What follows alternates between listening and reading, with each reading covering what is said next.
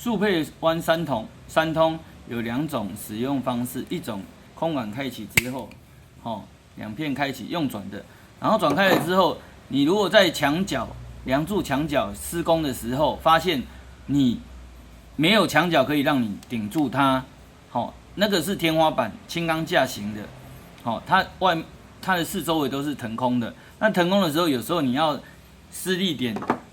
它这上面都有管子有线的时候，你要盖，有时候手不会来不好出来。那不好施力的时候，可以借助工具。那就是怎么借助工具？就是说你的管线先布好，直线都先穿过，然后只要先用其中一边的管子把它卡进去，不要超过阻挡线哦，超过阻挡线它会盖不起来。在阻挡线外，这个阻挡线外卡进去，然后另外一片放上去。那你在压的时候，有时候你的手，它那个环境现场不好施力的时候，借助力栓钳工具，先把它压一边，先压一边，再压另外一边，再压另外一边。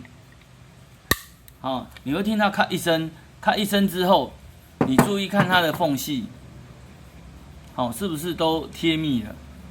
都贴密了之后，再把另外一边的管子。2边的管子要把它推进去，因为我刚刚这是空的，所以不好示范，所以先这样子示范给你们看。那还有另外一种方式，就是用压嘴钳，压嘴钳也是使用方式也是一样。那你先把它空管开启之后，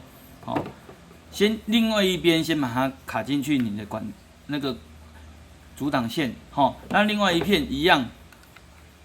这样子，然后拿压嘴钳。先把有管子的地方压进去，再对角，在另外一边，卡进去了之后，它的缝隙是不是就没有了？这样子就是贴密了，这样就是已经合好了。盖好了之后，你再把另外一边的管子插进，再把它插上去，这样3通就算完成。